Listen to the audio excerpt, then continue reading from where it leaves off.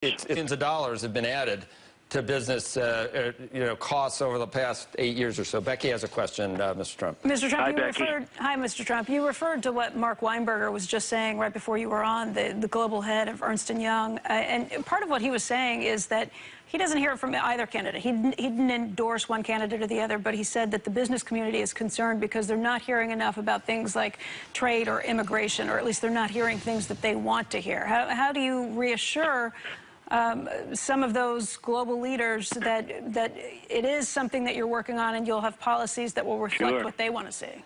Well, I'd love to speak to Mark directly if he would want, but I think I've addressed certainly trade, those two things, between immigration, where people just don't think he likes what you've said. I mean, I'm the king of illegal immigration. I will stop it. And nobody talks about it more than I do, and we have to stop it. Not only immigration, the drugs that are pouring across. You know, our youth is being poisoned. You go to places like New Hampshire, where it's their number one thing, heroin, and it comes from the southern border. And you go to Ohio, as an example. I was there 2 days ago, and the biggest complaint they have is what's pouring into their, it's poisoning the youth of our country, and lots of other people, by the way. So nobody talks about that more than I do. It's my issue. And Hillary Clinton wants to let people she just wants to have open borders and let whoever wants to come into the country come in and let the drugs pour in. It's ridiculous. I mean, it's really ridiculous. And as far as trade is concerned, and it's off. I am a free trader, first of all, totally free trader. I think Joe knows that. I think you know that, Becky. But I want to make good trade deals. And a lot of times I'll say, like, we have to renegotiate NAFTA, which is a disaster for our country. NAFTA is the worst trade deal ever made in the history, not of this country, in the history of the world. It has just absolutely drained our country of businesses. And what I want to do is renegotiate NAFTA. So when people hear that, they say, oh, he's against trade. I'm not against trade. I just want to make good deals. NAFTA is a one-way street into Mexico and other places. It's a one-way street. Nothing comes in here. What comes to our country through NAFTA?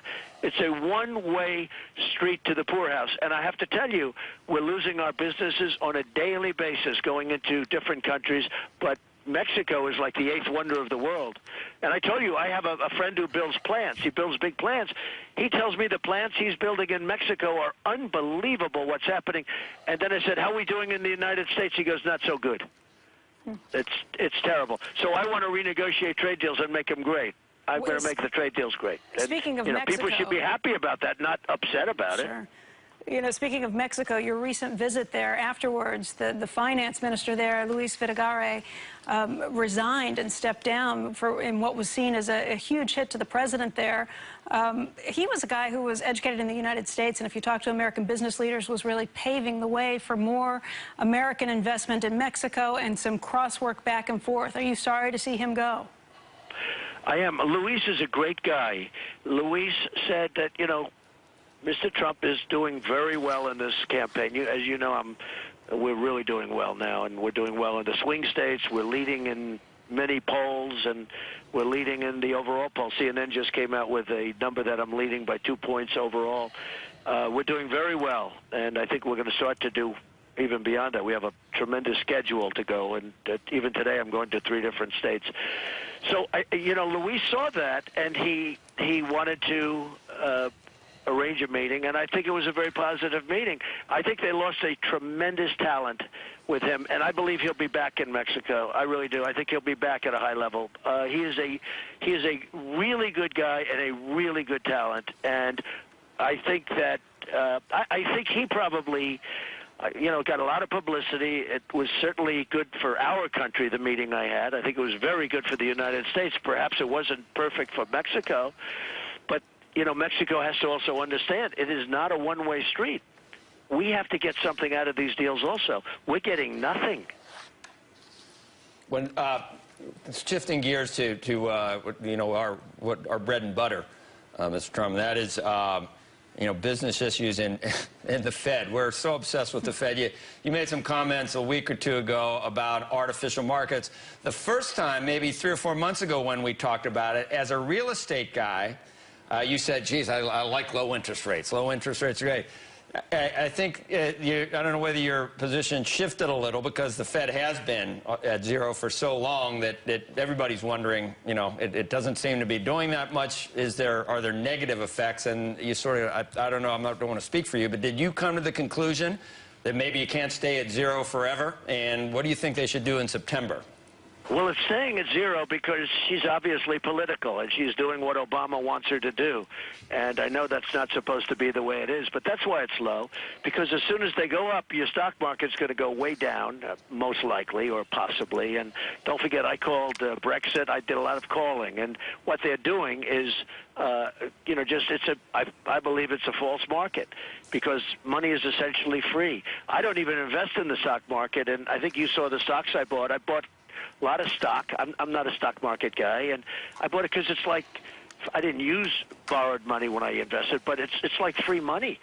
And the stocks went way up, and then I sold them because when I did this, when I decided to do this, I figured maybe there's a conflict of interest. Who knows? You know, with them they accuse you of anything, so I figured I'd sell. But anybody could have made money. But let's see what happens when interest rates go up. Now I think they're keeping them down, and they'll keep them down even longer.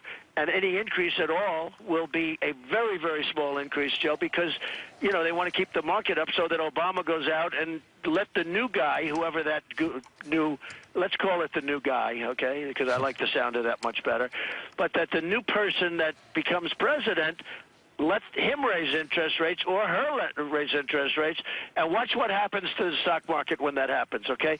Because you have no choice.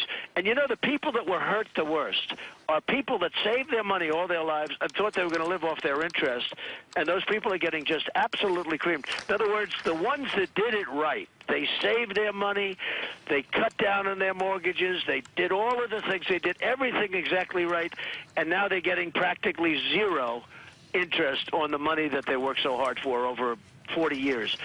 I mean, those people have really been, you could almost say, discriminated against.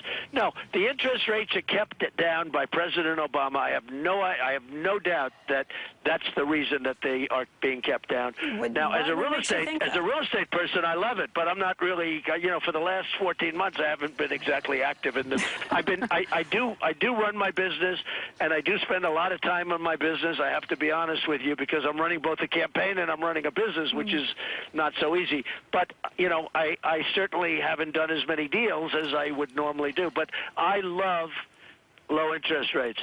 But for the country, something has to happen. I don't think it's going to happen very much because he wants to go out, he wants to play golf for the rest of his life, and he doesn't care what's going to happen after January. Well, let's say that, Donald, let's say that we do some of this stuff. Let's say we cut taxes, and let's say that you know, we can't find enough waste in the government to pay for everything. We do infrastructure. We've already got this incredible you know, deficit run up to where we're paying interest on that. If rates go up, what are we going to do with it? It's going to be much more expensive to try to fund what we've already done. Well, it's a tremendous problem for the country because, look, we're talking about rates that are practically at zero. You know, if I refinance something, I get money for like almost nothing. And, you know, to a certain extent, it's wonderful. I love it. I'm getting as much long-term stuff as I can, but I have very little debt. But I will tell you this, Joe, that at some point, if rates ever go up to a more natural level, you know, these are the lowest rates in history. If rates go up, we have $20 trillion. You know, we've doubled our debt under Obama, doubled it. He's exactly, by the time he leaves, it'll more than have doubled in 8 years. So in 8 years, we've doubled what's happened over hundreds of years. I mean, you know, think of it. So we've doubled the debt over this last 8-year period. And you know the worst part about the doubling of the debt? We haven't got anything from it. What have we done? We haven't rebuilt our bridges. We haven't rebuilt our highways. We haven't rebuilt our roads or our airports. Our airports are a disaster. Our roadways and our tunnels are in danger. I mean, the whole thing is a mess. So we're at $20 trillion, and our infrastructure is a disaster. We've spent $6 trillion in the Middle East. We could have rebuilt our country twice. We spent $6 trillion in the Middle East because we're run by politicians that don't know what they're doing. They don't have a clue. and our country's in trouble. So think of it. You know, it's one thing if we had 20 trillion, as crazy as that number is, but our roadways are new and our bridges are beautiful. You know, our bridges, many of them are in danger of falling down. You see the reports. And it's a very, very sad thing what's going on. So we have a country that needs massive investment, and at the same time, we're at $20 trillion. Mr. Trump, can I go back to the Fed for just a moment? Because what you said about Janet Yellen, about how she's obviously political, you said, and she's doing what Obama wants her to do. I mean, that plays into a stream that we've seen from the left as well. Just last week, Senator Elizabeth Warren was working with a group called Fed Up, where they're trying to put constraints on the Fed and get their arms around it a little more. I wonder, in a Trump administration, would you be trying to put more constraints on the Fed as well?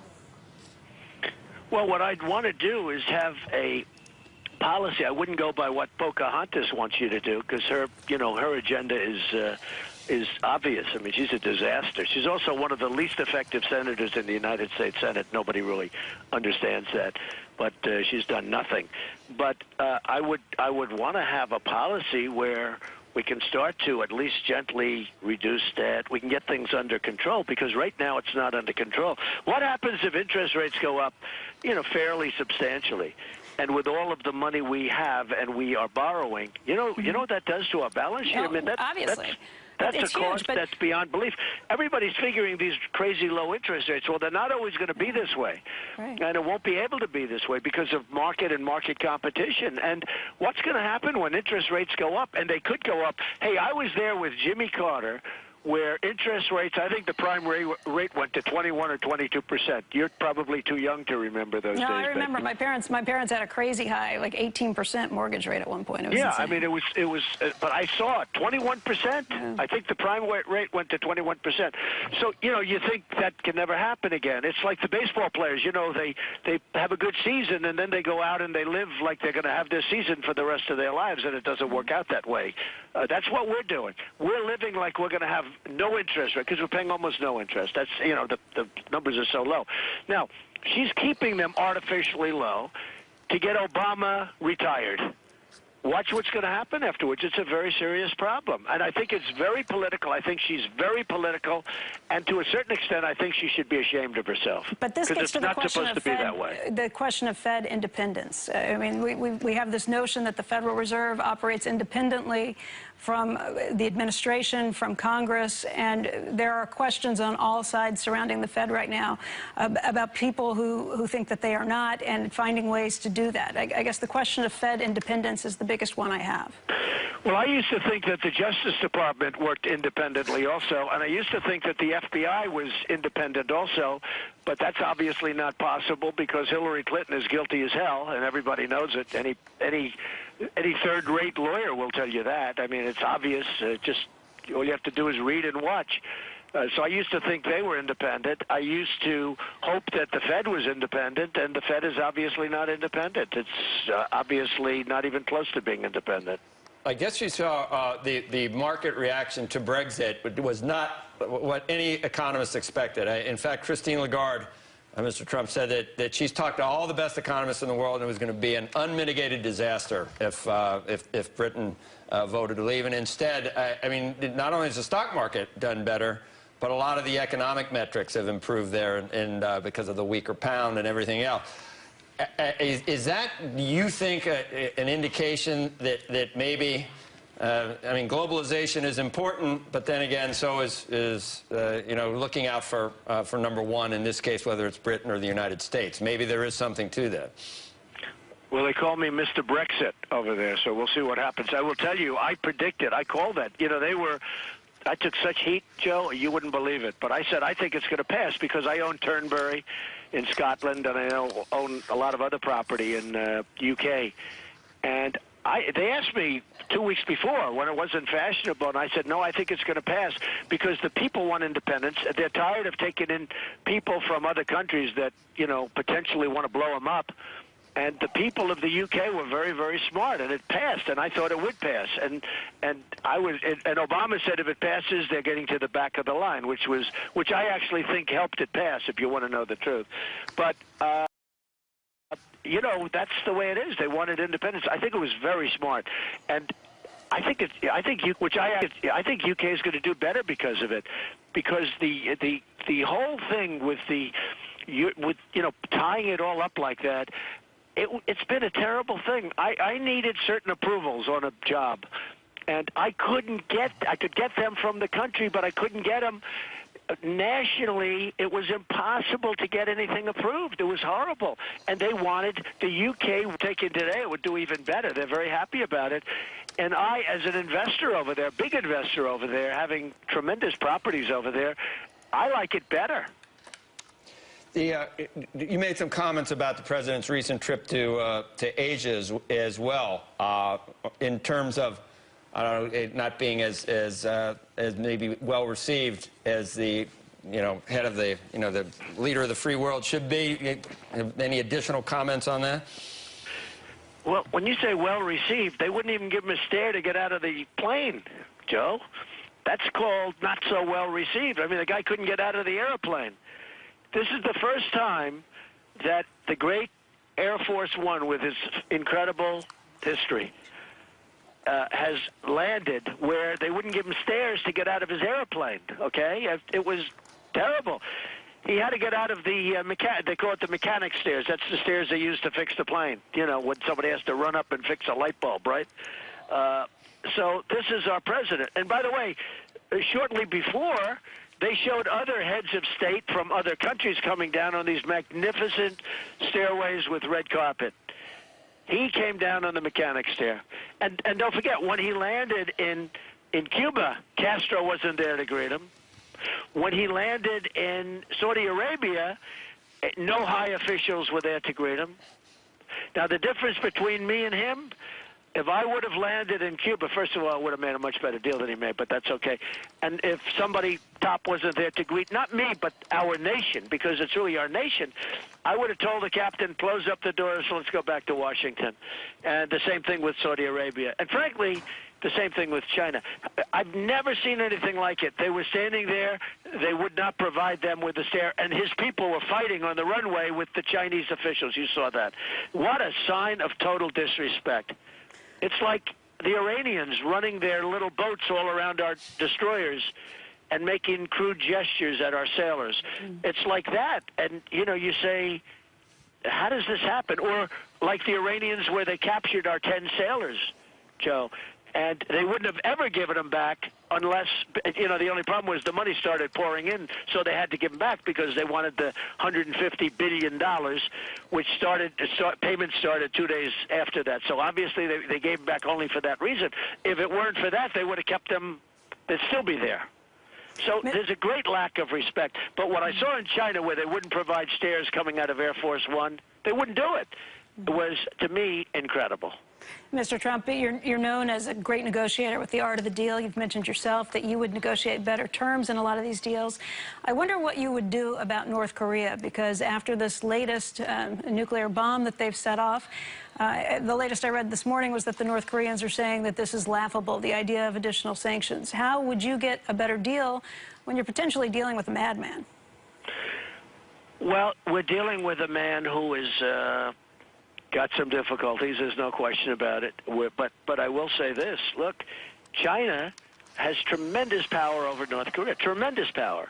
And also, Iran is one of their biggest trading partners. Now, when we made this horrible Iran deal, one of the most incompetent deals I've ever seen, they should have put in things like you got to stop fighting in Yemen, you have to help us with North Korea, because they're one of the biggest trading partners. Iran actually has a certain degree of power over North Korea. But the one who really has power, who can cut them off completely, is China. Now, China doesn't like to say that they have power because, they want to tweak the United States. Look what China's doing. They're building in the South China Sea a massive military fortress. Now, we have a lot of power over China because they suck us dry.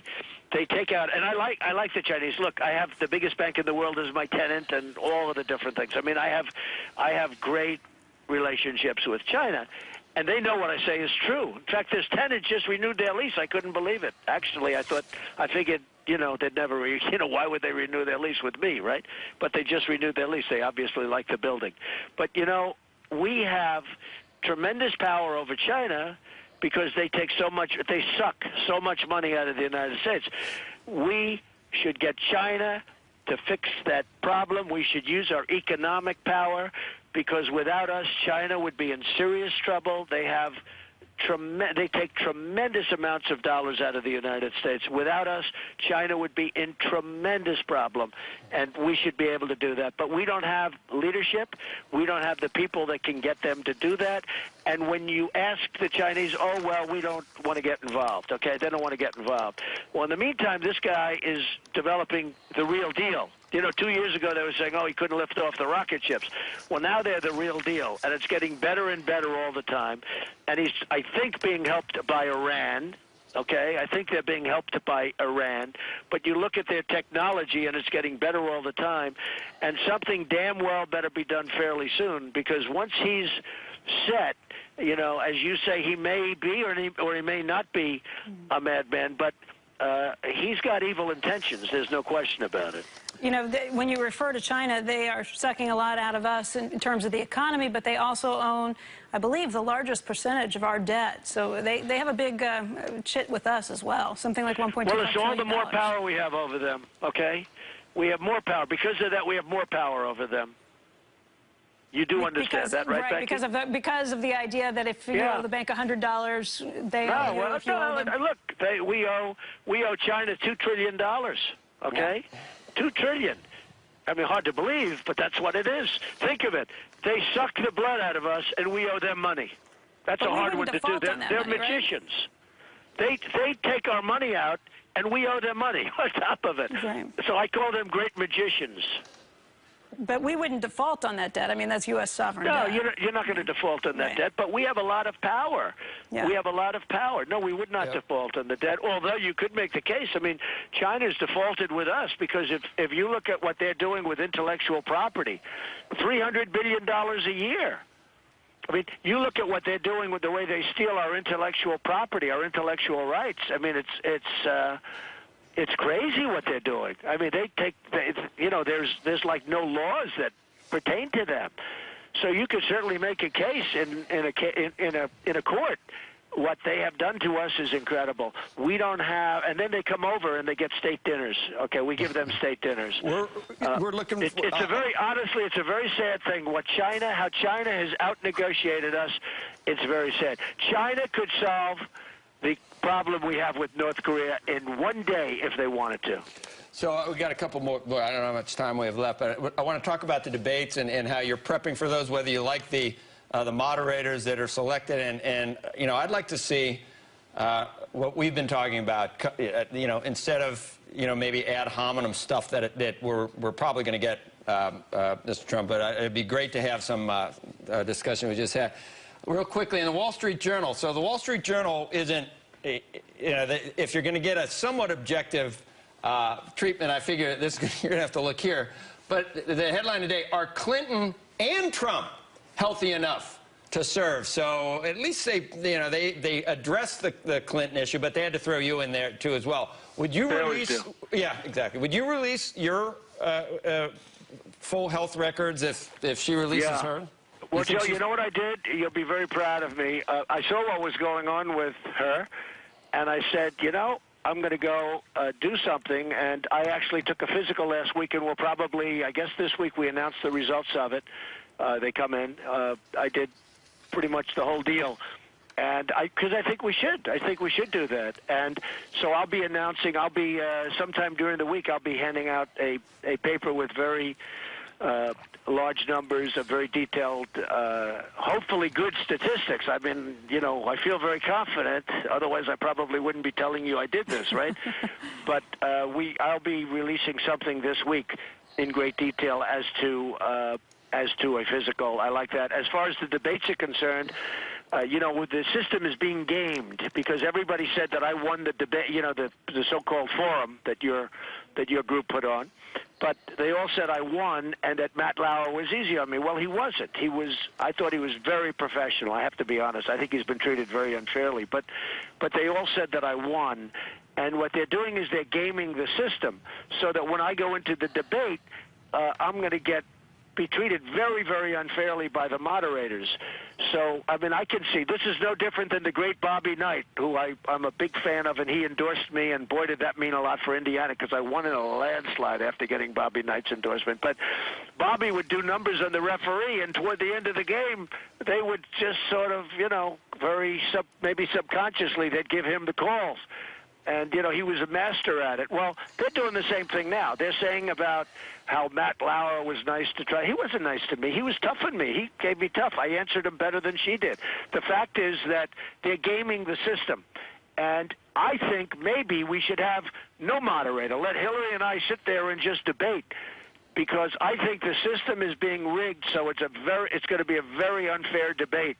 And I can see it happening right now, because everyone's saying that he was soft on Trump. Well, now the new person's going to try and be really hard on Trump just to show, you know, the establishment what he can do. So I think it's very unfair what they're doing. So I think we should have a debate with no moderator, just Hillary and I sitting there talking. All right, Mr. Trump, we appreciate all the time you've given us this morning. I know you've got some other things on your schedule, and we'll talk to you again soon, hopefully. But Thank you. Thank you very much, Joe and Becky. Thank you. You are Thank you, welcome. Mr. Trump. All right. When we come back.